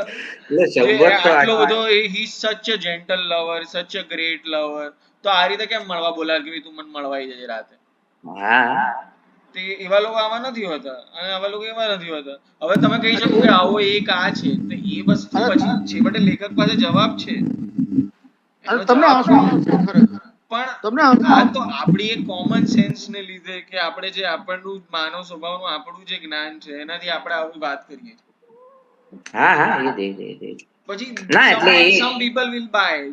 જો કિરીટ દુધાત ને એ લોકો છે ને, જે પણ એ જે વાર્તાના ચાહકો છે, એવું જ કહેવાના કે શબ્દ બહુ સરસ વાર્તા છે. હજી સાગર તે એવી વાર્તા નથી લખી છે જેમ રમેશ દવેની શબ્દ કે એ એ તો ટાઈપ યાદગાર વાર્તા. એટલે it's their opinion, we don't consider. પણ એ લોકો ધારો કે દે બાય ઇટ, પણ વી કેનોટ, આપણી પાસે કોઈ એવા ઓબ્જેક્ટિવ ગ્રાઉન્ડ્સ નથી કે આપણે એને નબળી સાબિત કરી શકીએ. પણ આપણે આવો આર્ગ્યુમેન્ટ મૂકી શકીએ. ના છે ને, આ બહુ સારો આર્ગ્યુમેન્ટ છે. ઓબ્જેક્ટિવ ગ્રાઉન્ડ છે તો ખરા, બેકાર વાર્તા છે. ના એટલે પણ ના એવું કહે ને કે ના આવો છે, ધારો કે એક આ એક્સેપ્શનલ મનુષ્ય આવો છે, તો તું શું કહીશ? હા હા, તો એક્સેપ્શનલ મનુષ્યની વાતો એ લોકો કરે રાખે, પણ એ કઈ બહુ મજા નથી. એટલે મારો મુદ્દો અહીંયા એ છે કે બે વાર્તાની સાથે લઈને વાત કરી વિપુલભાઈએ, એટલે ઘરમાં મને ઓછા પ્રશ્નો છે. શબ્દમાં જેટલા છે એટલા ઘરમાં નથી એમ. એટલે ઘર થોડી વધારે પોલિશ્ડ વાર્તા લાગે છે મને એ રીતે, કે એટલે શબ્દ તો પોલિશ છે, એ જ પ્રોબ્લેમ છે. એ રીતે નહીં, એ સેન્સમાં નહીં. ના, એનું વિઝન પોલિશ છે. ના, એટલે મારું એવું કેવું છે કે તમને એક વસ્તુ મળી ગઈ, તમને એક વિઝન મળી ગયું, અથવા તમને એક વાત સમજાઈ ગઈ, અને એની તમે વાત કરી નાખી. એ જે રહે ને આપણી અંદર, વાર્તામાં પણ રહે, વાંચતી વખતે પણ આપણને દેખાયા કરે, અને એ જે રહે, એ તમને વાર્તાકારને લાધી ગયેલું જે હતું ને એ આપણને જે સતત, જેમ તને આમાં એવું થયું કે કાર્યકારણમાં કેમ જતી રહી આખી વાત, એવી રીતે તને એવું સતત ફીલ થયા કરે કે આ વાર્તાકારને જડી ગયેલો મુદ્દો છે અને એનાથી ડ્રીવન છે આખી વાર્તા. એ જે આપણને, એટલે આપણે ઝીણી જોવાની જ વાત છે આખી, અને એ ઝીણી જોવાની વાતમાં જ આ મુદ્દો ઉભો થાય છે કે વાર્તાકારને જડી ગઈ છે આ વાત. હવે એ વાત આપણને પહોંચાડશે અથવા આપણને આપણા હાથમાં મૂકી આપે છે એ વાત. એટલે વાર્તાનું જે સત્ય વાર્તા દ્વારા નિર્મિત થતું હોય, જેને આપણે કહીએ, એવું કંઈક ઓછું બને છે. એ વાર્તાકાર દ્વારા, વાર્તાકારના વિઝન દ્વારા ડ્રીવન હોય ને એવું થોડુંક વધારે લાગે આ બંને વાર્તાઓની વાત, ઘર અને શબ્બતમાં. અને એ પોઈન્ટ બરાબર છે અભિનો કે શબ્બત કરતા ઘર બહુ સારી વાત છે. એટલે કમ્પેરેટિવલી આવી કૃતિઓની આવી પણ આપણે વાત ના કરીએ, મને નથી ગમતી એવી રીતે વાત કરવાની. પણ શબ્બત, હા, શબ્બત વધારે આપણને વાગે એવી ખરબચડી વાર્તા છે અને એટલી બધી રો નથી, અને કાચી એના નથી. સંવાદો પણ શું કહેવાય, થોડા ક્લિષ્ટ ને એ એટલે પ્રકારના છે. એ ખબર નહીં આટલી મોટી ઘટના કેમ ગણાય જાય વાર્તા, ના હજી હું એટલે નથી ચલ સમજ્યો. ના ઓવર રેટેડ આપણે માનીએ આપણે બધા એને, એટલે પણ એના મહા ફ્લો ઓવર બહુ. રેટેડ એમ, મહા ઓવર રેટેડ. શબ્દ અને કરે રાખે છે પબ્લિક, એટલો કચરો છે. ગુજરાતી ટૂંકી વાર્તામાં નવનીત જાનીનું નામ લેવાય કે નવનીત જાનીની વાર્તાનું નામ લેવાય, એના કરતા પહેલા રમેશ રદવે અને શબ્બતનું નામ લેવાય. ખરી એટલે વાત છે. ઓવર હા, રેટેડ એટલે એટલે આવા બધા પ્રોબ્લેમ છે ને કે શબ્દ તો ઊભી જ નથી રહી શકતી એવી વાર્તા છે, એટલી હા, બોગસ શબ્બત તો વાર્તા. બહુ નબળી છે, શબ્બત તો બહુ. એટલે તો એ કચરો છે ઓવર એકદમ. તમે ગણો, જે ગણો તે. એટલે હોય છે કેટલીક કૃતિઓ આવી હોય છે નસીબ વાળી, જે ગણો તમે, કે એને આવું મળી જતું હોય છે રેન્કિંગ અને થઈ જતી હોય છે ક્લિક. એટલે એ ઇટ્સ ઓકે, આપણે એમાં ના જઈએ. હા, આપણો એ તો બધા એના કારણો જુદા છે. પછી જેના સાહિત્યતર કારણો હોય, જેના આપણે એમાં શું દુઃખી કામ થઈએ, આપણે પડી શકવાનું. અને આપણે દુઃખી થઈએ પણ, આપણે હા, દુઃખી વાર્તાના થઈએ, ચાહક 100% દુઃખી થવાનું. 100% દુઃખી થઈએ. થવાય જ ને. નવનીત સોસાયટીનો વાંક, વિપુલભાઈ અગાઉ કહ્યું ને એમાં, એ સોસાયટીનો મુદ્દો એની અંદર આવે જ છે કે સોસાયટી જ આપણી એવી છે કે હવે જો એ નહીં જેવું સોસાયટી કશું હોય ને એને એવી રીતે સોસાયટી માથે વાળી સોસાયટી વાળી વાતમાં કેવું છે જાની ખબર છે? આ વાર્તામાં પણ મેં અહીં એડ્રેસ કરવા ટ્રાય કર્યું છે વિપુલભાઈ. તમારી વાત સર ખબર, આપણે ટીમ તરીકે સારા નથી, પણ એનું કારણ આવું છે કે આપણે બાહુબલી મનુષ્ય તરીકે, ના ના, આપણે મનુષ્ય તરીકે પણ એઝ એન ઇન્ડિવિજ્યુઅલ પણ સારા નથી. એઝ એન ઇન્ડિવિજ્યુઅલ પણ આપણે અંદરથી ખોખલા છીએ. એ આપણે મેં આ વાર્તામાં બતાવવા પ્રયત્ન કર્યો છે કે એ, કેમ કે till time we are not authentic as individuals, we cannot impact society. એ એટલે ઇમ્પેક્ટ ની વાત છે. એમાં એવું છે, હું દાખલા તરીકે આપણે વ્યક્તિગત વાતો પર આપણે ચાર, અથવા તો આ બેઠક એવી છે કે કરી શકાય એવી વાત. એટલે હમણાં હું કોઈક જગ્યાએ ડાયલોગમાં કહી રહ્યો હતો કે આપણે છે ને અંગત સંબંધોમાં થોડીક બદતમીજીઓ અલાઉડ હોય છે. તો એ એવી બદતમીજી અથવા છૂટ લેવાની વાતની વાત છે કે આપણે લોકો ઇન્ડિવિજ્યુઅલ તરીકે ખબર નહીં કેમ, એટલે મને વૃક્ષ માટે છે લગાવ, તો હું કકડાટ કરતો રહીશ કે વૃક્ષ કેમ નથી, અથવા કેમ કાપી નાખ્યા, અથવા તો સેન્ટ્રલ વિસ્ટા પ્રોજેક્ટ 13,500 કરોડનો, અને એમાં 4,000 જૂના વૃક્ષો કાપી નાખશે, તો એ હું એ કકડાટ કર્યા કરીશ. એ મારો કવિ વાળો કકડાટ હશે, લેખક વાળો હશે, ચોખલિયા કે વેદિયા કે એવા કોઈ માણસનો કકડાટ, તો એ કકડાટ હું કર્યા કરીશ. એટલા પૂરતો મંટો વાર્તા લખીને છૂટી જાય. તો એવી કંઈક આપણે, એટલે અભિએ કહ્યું કે અહીંયા કઈ સિક્યોરિટી ચેકિંગ નથી બરાબર, હેશટેગ પીએમઓ અને હેશટેગ વિજય નેહરા. એટલે એવું કહીને અભી છૂટી ગયો કે સાગર શાહે અત્યારે હમણાં એક સામિયાણું કંઈક બંધાયું હતું, એને ત્યાં પેલો મંડપ બંધાયો હતો, તો પોલીસ સ્ટેશનમાં ફોન કર્યો અને પછી ભાગી ગયો. એટલે આપણે એવો ફોન કરવા સુધી, કે એક હેશટેગ પીએમઓ કરવા સુધી, કે વૃક્ષો આ 4,000 કેમ કાપી નાખે છે એવું બોલવા સુધી થોડાક છીએ આપણે. એવું સોસાયટી તો એટલી પણ નથી બચી. કોમ્યુનિટી તરીકે, સોસાયટી તરીકે આપણે કશું જ નથી કરી રહ્યા, પણ આટલું કંઈક છે, એક કવિતા લખી નાખીએ છે, એક વાર્તા લખી નાખીએ છે. ભલે એકદમ આમ માણસ તરીકે કરપ્ટ છીએ, આપણે બધા ખરાબ જ છીએ, પણ એક કવિતા લખવા જેટલા થોડાક ઓછા કરપ્ટ, અથવા એ ઓછા કરપ્ટ છે કે નહીં ખબર નહીં, કદાચ વધારે કરપ્ટ કહેવાતા હોય તો એમ. પણ આવા હેશટેગ પીએમઓ કરીને ભાગી જઈએ છીએ આપણે. અને એ મંટોગીરી છે, હું એમ કઉ છું એને મંટોગીરી એ રીતે કઉ છું કે ના મંટો આપણે વાર્તા નક્સલવાદી તો ના બની શકીએ ને. અથવા તો what I'm saying is નક્સલવાદી ની વાત નથી. what I'm saying is we might lack physical courage કે અથવા તો આપણી પાસે એ courage નથી કે આપણે બધું ખુવાર કરીને નીકળી જઈએ, પણ એટલીસ્ટ એટલું છે કે આપણે અપ્રિય થવાની courage તો છે આપણામાં, આપણા આસપાસના લોકોમાં એટલીસ્ટ ના એટલી એમ courage છે. પૂરેપૂરા અપ્રિય પણ નથી થતા, એવી ચાળો કરીને નીકળી જઈએ છીએ આપણે, અને એ આપણે આપણો ચાળો કૃતિમાં વધારે. અપ્રિયતામાં છે ને પ્રામાણિકતા નથી હોતી, હા હા, એ થાય છે. એટલે કૃતિ પૂરતા હોઈએ છે આપણે, એક કૃતિ નું સર્જન કરી નાખીએ કદાચ, અને ત્યારે આ પ્રશ્ન થાય છે કે કેમ કે આપણે કૃતિ પૂરતા જ છીએ કદાચ, કર્મમાં કે કૃતિશીલ આપણે નથી બની શકતા, તો એવું એ દિલચોરી આપણી કૃતિમાં કદાચ આવે છે, એટલી દિલચોરી રહી જાય છે, ક્યારેક આવી જાય છે અંદર. એટલે આ તો આપણું એક સેલ્ફ ઇન્ટ્રોસ્પેક્શન જે કહેવાય ને એવું સાગર લઈ ગયો અત્યારે આ જગ્યા પર. ના ના પણ સારી એવી વાત, એટલે આપણે એવા એવા કદાચ 100% કરપ્ટ છીએ જ, પણ આવી કઈ કૃતિ આપણે સૂઝી જાય છે, અથવા એવું માનીએ આપણે, તો એ જે કૃતિ સૂઝે છે આપણને, એની આસપાસ આપણે આવીએ છીએ વાંચવા કે સર્જવા, એટલા પૂરતા આપણે એ સોસાયટીથી થોડાક જુદા પડીએ છીએ, ને ફરી પાછા આપણે આપણી સોસાયટીની વળી જવાની, અપ્રિય થવાની જે આખી રમત છે એમાંથી પાછું વિડ્રોવલ પણ લઈ લઈએ છીએ અને પાછા ભળી જઈએ ત્યાં જઈને આપણે. એટલે આપણે એવા છીએ.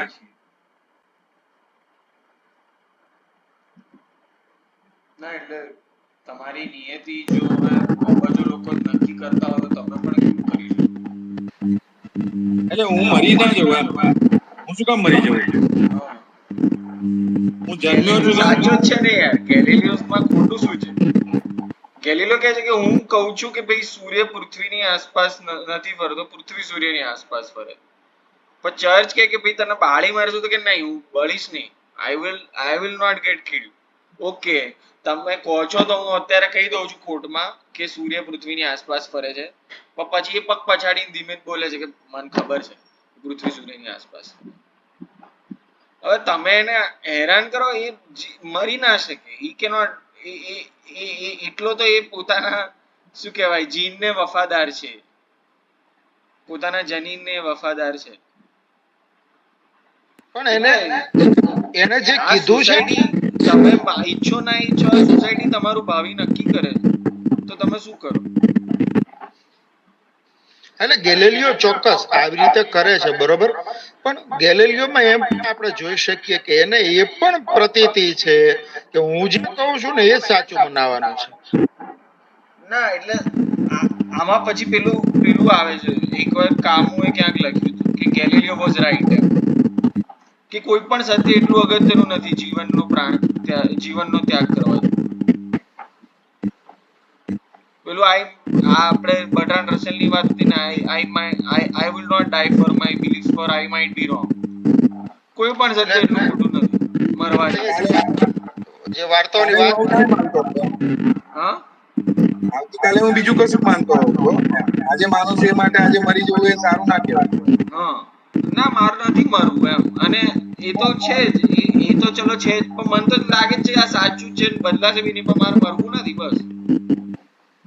વાર્તામાં બધું બની શકે હા, કે આપણે વાત કરી રહ્યા છીએ, બરોબર, કે આટલું માથે ચડાવીને આ વાર્તા અને જેમ લોકો એને ચાહી રહ્યા છે, પણ આપણે જાણીએ છીએ કે આ વાર્તાની અંદર આવું આવું છે, બરોબર, આ બધું બધું પેલું થઈ રહ્યું છે. ભવિષ્યમાં એવું બનશે કે એ જ કહેવાના છે, જે કહી રહ્યા છે એ, બરોબર, કે ના સાલું અળત વાર્તા તો આપણને આટલા વર્ષ બનાવ્યા એમ. હા હા, અગ્રી, એ વાત સંમત એમાં. બરોબર ને, એટલે કૃતિ સાથે તે એ રીતે થતું જ હોય છે, ક્યારેક કૃતિ એવી રીતે ચલાવવામાં નાખતી હોય છે, વર્ષો સુધી ચલાવવામાં નાખે, વર્ષો સુધી નાખે. હા અને પછી જ તે કૃતિ છે ને પાતાળ ની અંદર જતી રહે, ખબર ના પડે. હા હા, એટલે હવે થોડું બોલું, મારી વાત કરું વાર્તા માટેની. હા, બોલો બોલો બોલો, વાર્તા કરજો. ના એટલે ખાલી બસ બહુ સરસ જબરદસ્ત ચર્ચા થઈ, અને આખી સરસ રીતે આઈપીએલ ને બ્રાન્ડિંગ ના સંદર્ભમાં બધા 3 મિત્રો ઇનફેક્ટ 4 મિત્રોએ બહુ સરસ વાત કરી અને મજા પડી. ખાલી બસ એક જ અભિને એવું વાત કહું કે જે એમાં મોટા ભાગે તો વિપુલભાઈ આખો મુદ્દો આવરી જ લીધો છે કે I want to talk about consumerism. એમ મારે એક આખી સિમ્બોલિક વાત જ નથી કરવી, એબ્સર્ડની વાત નથી કરવી, અને મારે નથી લખવી મેટામોર્ફોસિસ કે વૃક્ષ કે એક ગોત્રની છે કદાચ ઓબ્વિયસલી. એક જિગ્નેશભાઈની એ જ સમયની એક વાર્તા છે, મને ટાઇટલ યાદ નથી આવતું એનું. વિપુલભાઈ આપણે વાંચેલી. હા, મોતિયો મોતિયો મોતિયો મોતિયો, યસ યસ યસ. એમાંથી પણ થોડું એના જેવું છે આ વાર્તા. એ વાર્તાના નાયકનું પાત્ર બી થોડું આવું છે અને વૃદ્ધ જ છે અને ઇવેન્ચ્યુઅલી એ પણ કરપ્ટ થઈ જાય છે આખી વાતમાં. સરસ છે વાર્તા. એક આખું જે છે એની આગળ બી આવું એક ઇલ્યુઝન ઊભું કરે છે. એક 7 માળનું બિલ્ડિંગ હોય છે, સીધી 7મા માળે ગાડી આવવા માંડે, એવું ઉડતી ગાડીઓ જ હોય આખા શહેરમાં, એવું સાયન્સ ફિક્શન. એટલે this is I wanted to take it more to science fiction. અને મારે આ પ્રકારનું નહોતું લખવું. અને અભિનું એક વાક્ય મને થોડું ખૂંચ્યું, જેમ એને મારી વાર્તામાં થોડું ખૂંચ્યું ને એમ મને થોડું એ ખૂંચ્યું કે એને એવું કે પછી તો એ સોશિયલ સટાયરમાં જતી રહે છે. એટલે સોશિયલ સટાયરને આટલા નમાયા છોકરા તરીકે ટ્રીટ કરવામાં આવે એ થોડું વિચિત્ર છે. અભી મને એવું લાગે છે કે ના એટલે આમાં આખી વાત જો એ ના, રીતે એટલે થઈ હોત સોશિયલ તો સટાયર મને ધારો કે વાંધો નતો. સામાજિક વ્યંગ ધારો કે આવે તો એની કક્ષા ઉતરી જાય જેવું આપણે શું કામ માનીએ છીએ? ના તારું જે ના બિલકુલ નહીં. હા, આમાં વાત એ છે ના કે એટલે ફર્સ્ટ તારો હાફમાં એ ટોન નથી અભી રહેતી. You might not have notice, પણ તારો ટોન સ્લાઇટલી એવો હતો. મે બી તું ના માનતો હોય તો સારી વાત છે, જો તું ના એવું ના બે માને. જે હું જે કહું છું કે ફર્સ્ટ હાફ કોન્ટ્રાસ્ટિંગ જે ટોન્સ છે. યા યા કોન્ટ્રાસ્ટિંગ ટોન્સ છે એ હા, એ તો પણ એ શું I want to talk about this, so why is not. એટલે એમાં પાછળ એક જગ્યા છે જે વિપુલભાઈએ ચીંધેલી, જે તું સેકન્ડ હાફ નું કહે છે ને કે એમાં તને થોડો ઓછો રસ પડ્યો. એમાં એમણે એક જગ્યા કહી છે કે બાપ દીકરા વચ્ચે બાર્ગેનિંગ થાય. મેં પણ આ નોટિસ નતું કર્યું એ વખતે, કેમ કે હું ફ્રેશલી લખીને 1-2 દિવસ પહેલા જ લખેલું, જાણી આ પણ વાર્તા એક જ વારમાં લખાયેલી. એટલે અને હું આજે વાંચતો તો હું જ થોડો શોક થઈ ગયો કે મેં આવું લખ્યું છે. મને જ માનવામાં નતું આવતું કે આટલું બધું આમ સોશિયો ઇકોનોમિક ડિસ્ક્રિપ્શન ને બધું છે આમાં. એટલે પણ મને લાગ્યું કે ના, પેલી વાર્તા જેવો જ પ્રશ્ન અભી ફરી થયો કે યુ ડોન્ટ લાઈક ઇટ, કે આખું અબોર્શન વાળી વાતમાં જાય. પણ કોંક્રીટ વાતમાં જાય તો શું એનો વાંધો શું છે? It becomes more real. એમ આ આઈપીએલ ની ને બધી વાત થઈ રહી છે એનું કારણ જ એ છે કેમ કે આમાં મેં એના ઉપર કન્ઝ્યુમરિઝમ પર ફોકસ કર્યું છે, એની ઇફેક્ટ્સ પર નથી કર્યું. ખાલી એ આખું જે તંત્રનું જે ષડયંત્ર છે એના ઉપર મેં ફોકસ કર્યું. સમજે છે હું શું કહું છું? હા હા એટલે પછી હું કહું હા, એટલે મને એવું લાગે છે કે મે બી એ અને અભી તો સારી સરસ જ વાતો કહી છે આના વિશે, એટલે I don't have much complaints. પણ મારે વાત એવી નથી કરવી. એમ what I am trying to say is કે I don't want to talk like that. મારે કોઈ એક્ઝિસ્ટેન્શિયલ પ્રશ્ન નથી ઉઠાવવો. એમ મારે એક બહુ કોન્ક્રીટ પ્રશ્ન ઉઠાવવો. એટલે ઓબ્વિયસલી મારી વાર્તા મેટામોર્ફોસિસ નથી, અને કદાચ એનું મે બી વ્યાપ પણ એટલો નહીં હોય, પણ હુ નોઝ, મારે હું આઈ ટુ કમેન્ટ અબાઉટ વ્યાપ, એનું રીચ ને હા કમેન્ટ કરવા વાળું હું કોણ? પણ નહીં હોય મે બી, પણ મને એનો કઈ રંજ નથી. આઈ એમ હેપી કે ભાઈ okay, it is like this. અને એ જે છેલ્લી જે મારે એના કરપ્શનનું જે પિનેકલ જે છે એ આ જ છે. કદાચ મને પણ રિયલાઇઝ નતું, પણ હવે વાંચતી વખતે થાય છે કે બાપ દીકરા વચ્ચે બી ડીલ થાય કે ભાઈ તું 2,60,000, તો એ જગ્યા સુધી પહોંચવા માટે મારે આ બધું કરવું જરૂરી, બીકોઝ ઇટ્સ, એટલે ઇકોનોમિક સોશિયલ બધું જ મેં આપ્યું છે આમાં.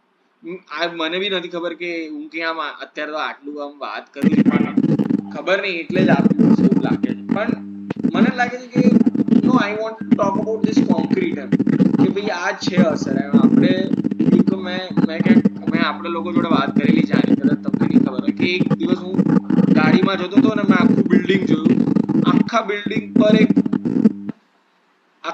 વોડાફોન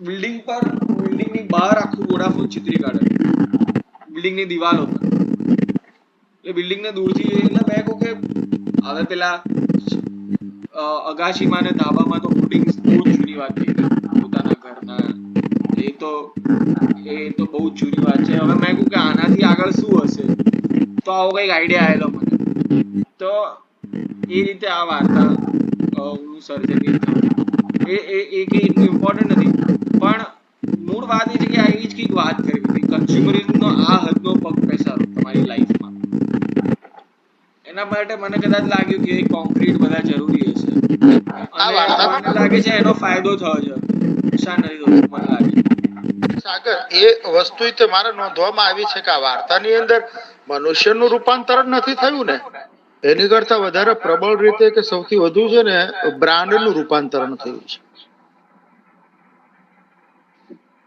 બ્રાન્ડ છે એ બ્રાન્ડ કેવી રીતે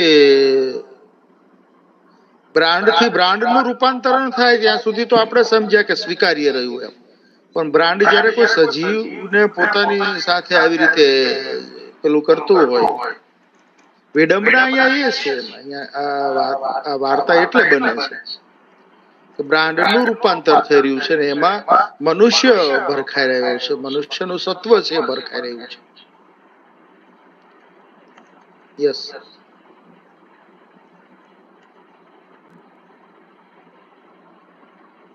હા અભી તારે કઈ કેવું ના એટલે વિપુલભાઈ જે વાર્તાનું ડિફેન્સ કર્યું એ રીતે ઇટ મેક સેન્સ કે આમાં મુખરતામાં જવું પડે એમ હતું પણ આઈ વોન્ટ ડિનાય કે એ વાત મને થોડી ખૂંચેલી એમ maybe it's necessary I don't know કદાચ જરૂરી છે આ વાર્તા માટે પણ એના લીધે સેકન્ડ હાફમાં મારી થોડી રસ ક્ષતિ થઈ હવે હું શું કરું as a reader I can't control much પણ મને તો મજા તો આવી જ છે વાર્તામાં એનો કોઈ સવાલ જ નથી પણ જે ફર્સ્ટ હાફમાં મને જે અપેક્ષા જાગેલી એ સેકન્ડ હાફમાં કંઈક આખી અલગ પડે છે which is okay that is what the writer is choosing it is fine પણ વાચક તરીકે થોડું મને ત્યાં બમ્પ એ લાગે છે કારણ છે બિલકુલ મને તો પોતાને કેમ કે ફર્સ્ટ હાફ અને સેકન્ડ હાફ જેટલો થર્ડ હાફ જેટલો જબરદસ્ત બન્યો છે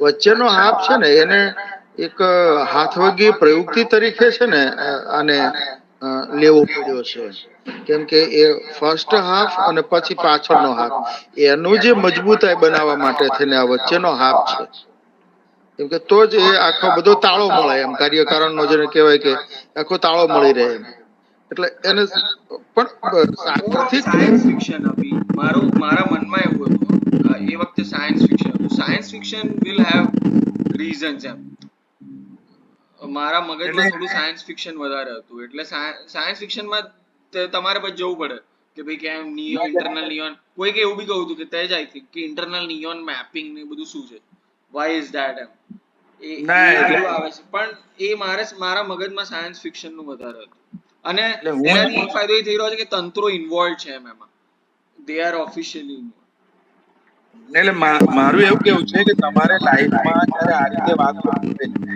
ત્યારે તમારે મુખર થવું પડતું છે અને જે આપણને ક્રિએટિવિટી જે સાદ્યંત જે મજા આવતી હોય એ કૃતિ સર્જવાની કે વાંચવાની કે એમાંથી પસાર થવાની તમારી સહેજ બાજુ પર રહી તમારે આ વાત કરવી પડતી હોય છે એવું જે આખો મુદ્દો છે દાખલા તરીકે હું મારી એક કવિતાની નો હવાલો આપું કે મને ઘંટ વગાડવાનું છે જે નથી ગમતું કોઈ પણ વગાડે અને હવે હું ઘંટ વગાડવા જ મંદિરે જઉં છું તો એ આખું સર્કલ મારે પૂરું કરવું હોય ને તો એમાં વચ્ચે મારે બિલકુલ એવી બધી વાતો કરવી પડે છે જે મને પોતાને બીજા કોઈની કવિતા તરીકે વાંચતો હોય તોય ના પસંદ પડે એવી હોય તો આ કમ્પલ્ઝન જે આપણને આવે છે એ કમ્પલ્ઝન કેટલું વેલિડ છે એમ એ કૃતિના સંદર્ભમાં અથવા આપણે જે કંઈ કેવું છે એના સંદર્ભમાં એ રીતે પણ આપણે વાતને જોવી પડે એમ એવું મારું કેવું છે એટલે એ તમે દાખલા તરીકે તમારાથી મેટામોર્ફોસિસ વાળી જે આખી વાત છે એમાં તમે જતા રહેતા હોય સરળ સંપા વાળી વાતમાં, તો એ મજા જ છે. પણ આ પાછી ઓછી ચેલેન્જિંગ વસ્તુ નથી એમ. તમારે આ જગ્યા પર ઉભા રહેવું, મુખરતાનો દોષ વહોરી લેવો, અથવા તો તમારી જે રસક્ષતિ થવાની છે વાચકની કે ભાવકની કે પોતે લખતી વખતે ખ્યાલ આવતો એનો, તો એને પણ વહોરી લેવી આખી વાતને. અને તમારે વાર્તાનો જે કે કૃતિનો જે આખો એની જે નિયતિ છે કૃતિની એમ, અથવા એ કૃતિ કેમ સર્જાઈ રહી છે એ પ્રોસેસ માંથી તમારે પસાર થવું પડે છે. હું આવી કઈક વાત કહેવા માંગુ. હા, અગ્રીડ. એ તો તમારી વાત તમે જે કીધી એ તો સાચી જ વાત છે, કોઈ સવાલ નથી. જાની કપાઈ ગયા, એમનું નેટ પૂરું થવા આવ્યું. શું કહો છો વ્યાસજી? જાની આવજા આવજા કરે છે ને. ના, મારો એમનો નેટ પૂરું પેલો થવા મેસેજ આવ્યું. આવ્યો કે એમનું નેટ જતું રહ્યું છે, એટલે કપાઈ જશે. તોય પાછા દેખાયા હતા. હા, એટલે એ ખાલી છેલ્લી આઉટલી કરવા આવ્યા ના, મજા હતા. પડી. પણ મેં હવે બહુ મારી મજા નવા પડી. સાગર શાહની બધી વાર્તાઓ પતાવી દીધી. એટલે મને થોડું એમ્બેરેસમેન્ટ થતું હતું વચ્ચે, તો આમ મારી જૂની વાર્તાઓ વાંચ્યું મને સહેજે ગમે નહીં એમ. એટલે એ તો ગેટ ટુગેધર ના વાર્તાઓ વાંચવી જ ગમે નહીં એવું થતું હતું બહુ જ. પણ હવે વાંચીશું.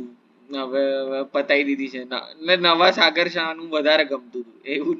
એટલે એ રીતે નથી, પણ આ તમે જેમ કહો છો ને એમ આ ઓનવર્ડ્સ વાળી વાર્તાઓ અત્યારે વધારે ગમતી હતી.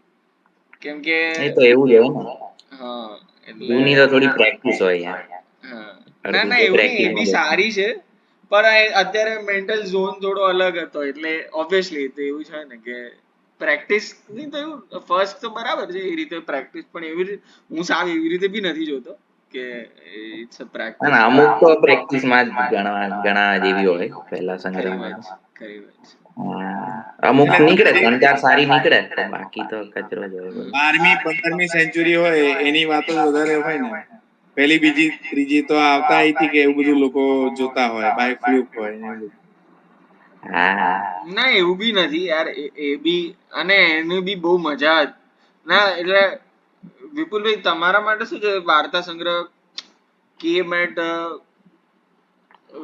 level where you were matured as a short story writer એમ? તમને ખબર હતી કે what you were doing, or more of like કે તમે કવિતામાં આ વાત કરેલી છે, તો વાર્તા હું જુદા કારણોથી વાર્તા પાસે જઉં છું.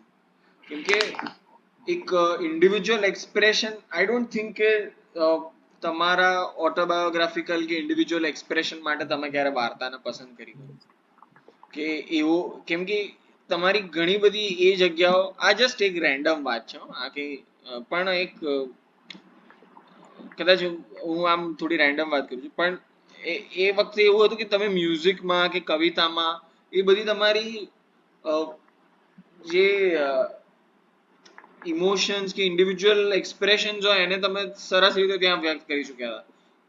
I remember having a conversation કે ઇવન કદાચ ભાભી જોડે પણ થયું હતું કે કઠપુતળી જે કઠપુતળી આર્ટિસ્ટ હોય, કઠપુતળી ચલાવતો હોય એનો, એની જે વેદના હોય એની વાત વાર્તામાં.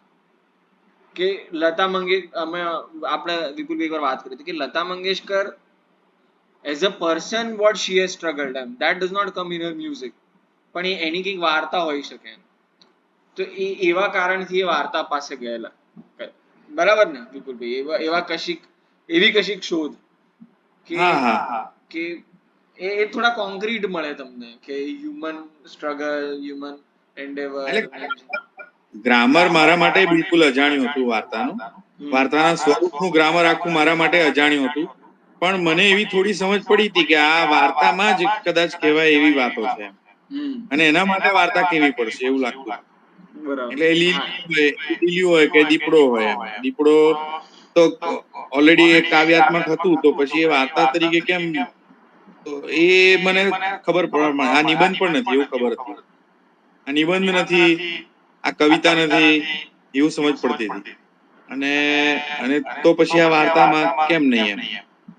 અને નો ડાઉટ ત્યારે 100% એનું ગ્રામર ખબર નતું. આ સ્વરૂપ કોઈને આપણે નથી ભણી ખબર હોતું. 100%. હા બસ.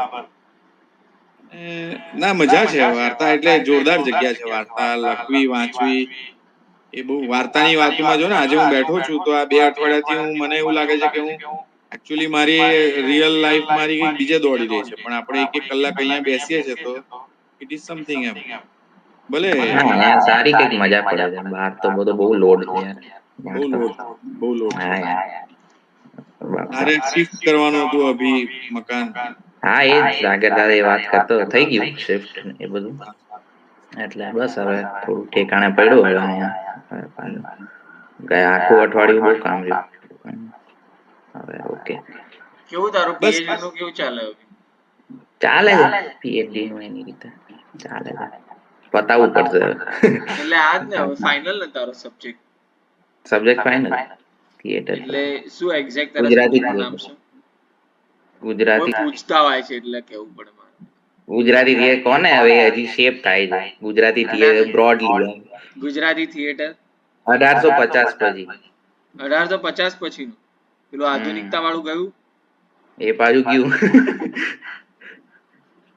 એટલે બટ એનીવે ના ના બ્રોડલી સરસ. સેમ રહે છે. ગુજરાતી વિષય અને ગુજરાતી નાટક એમ આટલું કોમન છે. આ એક નથી બદલાતું, ટાઈમ ફ્રેમ બદલાયા કરે છે. એક વાત મારે એવી કેવી છે કે આપણે કળાના પ્રેમીઓ તરીકે અથવા લાઈફના પ્રેમીઓ તરીકે, એટલે જિંદગીની પેલું કે ને જીવવા જેવું જ જીવાયું નહીં, જીવવાની જીવવાની આવડત માંગવી પડી. આવડત મૂંઝી પડી. એ જે જીવવાની આવડત અને જીવવાનું એ બે જે વસ્તુ છે ને, એમાં એની વચ્ચે એક નાની અમથી વાત એવી છે કે બહુ પોતાની જાતને છે ને ઓવર એસ્ટિમેટ નહીં કરવાની. એટલે આ પીએચડી પૂરું કરવાનું તો કરી દેવાનું પછી એમ. એટલે હું રસા રસ રસાચાર્ય હું શું આપણે કહેતા હતા તમે લોકો નાટ્યાચાર્ય. લઈ આવો. ના કયું કાવ્યાચાર્ય, નાટ્યાચાર્ય, અભિમન્યુ આચાર્ય. ના ના શું રસ હતું? રસ વાળું હતું કઈક. જે રસશાસ્ત્રી. હોય એ તમે વાત કરો ને રસવાળી રસશાસ્ત્રી, જે હોય એ. રસશાસ્ત્રી. અને રસશાસ્ત્રી આ ના ના નાટ્યાચાર્ય. હું ના રસશાસ્ત્રી તો હું નતો કહેતો, તમે રસશાસ્ત્રી કહેતા હતા. હું આજ હા કહેતો હતો કાવ્યાચાર્ય, નાટ્યાચાર્ય, અભિમન્યુ આચાર્ય. એટલે એ અભિમન્યુ આપણે આચાર્ય જે આપણે આપણે પ્રાસ આટલા જ છે. તમારે જેવું આમ આપણને રદીફ ના આવડે આટલા સરસ શેપ કરતા કાફિયા એટલે એ કેવું છે કે એ રસશાસ્ત્રી કે નાટ્યાચાર્ય કે કાવ્યાચાર્ય જે અભિમન્યુ આચાર્ય હોય, એમણે થોડા પોતાની જાતને બાજુ પર મૂકીને પીએચડી પૂરું કરી દેવાનું એમ. હા હા તો અત્યારે એ જ કરવું છે. જાતે તો ફેંકી દીધી છે બહાર, બાજુ પર ની. 2020 કા જમાના હે, તો એને ક્રિકેટ નથી એવું તમે સાબિત જ નહીં કરી શકો. આ પણ ક્રિકેટ જ છે. તમે એને કોઈ સંજોગોમાં ક્રિકેટ નથી એવું સાબિત નથી કરી શકતા. એટલે મેં બહુ ધમપછાડા કરી જોયા. મારી અંદરનો જે ક્રિકેટ પ્રેમી હતો એને બહુ ટ્રાય કર્યો કે આ ક્રિકેટ જ નથી. પણ આ વર્ષથી એકાદ વર્ષથી આ પેલા કોરોનામાં હું પણ આઈપીએલ ને મનોરંજન તરીકે જોતો થઈ ગયો. અરે રિયાલિટી શો માં હું જોઉં છું ને, જે સિંગર્સ ગાતા હોય છે, એટલે તમે કેવી રીતે એવું કહો યાર. ના એટલે જબરદસ્ત ગાતા હોય છે. તમે કેવી રીતે કહો કે આ લોકો ગાતા નથી યાર, કે આ સંગીત નથી, એવું તમે કેવી રીતે કહો? એટલે એટલે અભી અભી ફાઇનેસ્ટ ટેલેન્ટ આમાં આવી રહી છે, તમે શું કરો હવે? બિલકુલ હા બિલકુલ. એ ડાન્સના શોમાં પણ એવું છે. એ લોકો હા પણ એટલે બહુ. બધે ગજબ નું તો કરે. આપણે તો ડાન્સ આપણે છે ને આપણી અંદરનો જે કંઈક છે સાહિત્ય પ્રેમી કે કળા પ્રેમી, એને સહેજ બાજુ પર મૂકીને પીએચડી પૂરું કરવાની ડેડલાઇન એને એ તો મળેલી છે એટલે કરવું જ પડશે. ઓપ્શન નથી મારી પાસે, એ કરવાનું જ કરી છે. અને એ રાખવાનું. સાહિત્ય પ્રેમ ને કળા પ્રેમ નું કેવું છે વિપુલભાઈ, ક્યાંય જતો નથી. એટલે તમે જે કરશો એમાં આવશે તો ખરો જ એમ. જે બી કરશો એમાં તમે મળશે. ડાબા હાથે બી કઈ કરશો તો એમાં બી આવશે. હવે આપણું અત્યારે કોર નડતો હશે, અત્યારે નડતો હશે એને વાર્તા પૂરી કરવા માટે નડે કે હું આ વાર્તા પેલી બાજુ કેમ નથી લઈ જતો ને આ બાજુ કેમ લઈ જાઉં છું. એવી રીતે એને નડે, તે નડે ને એને બાજુ પર દબાઈ અને ડેડલાઇન ના ખતમ ના કર. નડતું નથી અત્યારે તો સારું છે, બસ તો પૂરું જ મજા કરી પડે છે. દેવાનું. ના ના એ તો હા અભી તો એમે પ્રેક્ટિકલ છે યાર, તમે બહુ પૂરું કરી ટેન્શન જ ના લો. દઈશું કોઈ. અભી તો સોલિડ પહેલેથી મારાથી વધારે અમુક બાબતોમાં તો પ્રેક્ટિકલ હતો પહેલેથી, કે આ તો આટલું કરી નાખવાનું યાર, આ ખોટી નોટ છે એવું બધું એને સારી અને સમજની સારી છે એ બધી શું છે એમ. અને ના, આમાં તો સિમ્પલ છે, આમાં ઓપ્શન નથી. હવે હું જો પૂરું ના કરું તો આપણી પાસે ફી દેવાના પૈસા નથી, એટલી સિમ્પલ વાત છે એમ. એટલે મારે કરવું જ પડશે. પણ જ્યારે સિમ્પલ હોય ને કમ્પલ્શન હોય ને ત્યારે બેસ્ટ કામ થતા હોય છે. બહુ ઓપ્શન હોય ને ત્યારે હા બહુ હા, સારું કામ થતું હોય. એટલે અત્યારે કરું જ છું, એટલે ના, ના, કરી સરસ. લેશું. હા, ક્યાં સુધી છે તારું? એટલે સપ્ટેમ્બર 2022, ઓગસ્ટ 2022. 1 વર્ષમાં આવે તારે પૂરું કરી દેવાનું? 1 વર્ષના 4 મહિના. હા, થોડી 4 મહિના ઘટાડ્યા પણ હા, એટલે એટલામાં તારે ઘટાડા નહીં બાપા, અહીંયા પતી ના, એટલે જશે. મારાથી ઘટી ગયા બોલવામાં, પણ એટલે એટલામાં તારે પૂરું કરી નાખવાનું. પૂરું કરી નાખવાનું. તારું એટલે કેટલું ત્યાં સુધી પેન્ડિંગ હતું? ફંડિંગ છે એમાં, પેલું શું કહેવાય, યુનિવર્સિટીનું. પછી હું ચલાવી શકું, પણ ઘરે ખીચામાંથી દેવાના એમ, તો એ તો નથી આપણી પાસે. પણ તું 1-2 મહિના એટલે પહેલા પતાવવાનું પ્લાન કર ને. એટલે પ્લાન તો મારે તો ડિસેમ્બર સુધી પતાવી દેવું. આમાં બધું એટલું ઈઝી નથી હોતું. આ તે અચ્છા, છે એટલે પ્લાન. મારે ખાલી જાણવું છે, એટલે પ્રોસેસ કેવી રીતે હોય? તું સબમિટ કરે પછી એ લોકો અપ્રૂવ કરે એવું હોય તારો? એટલે અત્યારે તો મારે મારા સુપરવાઇઝર સાથે કોન્સ્ટન્ટ કોન્વર્ઝેશનમાં રહેવાનું. હું ધારો કે કંઈ લખું 20 પેજ 25 પેજ, પછી મારે મોકલવાના. પછી એનો ફીડબેક આવે કે okay, does this argument make sense, આમાં કઈ લોચો છે, સોર્સિસ બરાબર છે કે નહીં, તમારી ભાષા બરાબર છે કે નહીં. તમે એટલે એ બધું ટૂંકમાં સુપરવાઇઝરનું જે કામ હોય એ કરે એ લોકો. પછી ફીડબેક આપે, પછી એના પર સુધારા વધારા કરવાના, આ રીતે લખતા જવાનું. અને ઇવેન્ચ્યુઅલી 5-6 ચેપ્ટર થાય અને એનો એક ઓવરઆર્ચિંગ આર્ગ્યુમેન્ટ બને, ત્યારે તમારું થીસિસ પૂરું થયું ગણાય. એટલે 200 થી 250 પાનાનું હોય થીસિસ, બરાબર? એટલે અને દરેક વર્ડ તમારો સ્ક્રુટિનાઇઝ થાય એમ, બહુ ધ્યાનથી. અને એકવાર પાસ એટલે તમે સબમિટ કરો, પછી કમિટી બેસે અને એ 3 લોકો એ સખત રીતે વાંચે અને તમારે ડિફેન્ડ કરવાનું બેઝિકલી.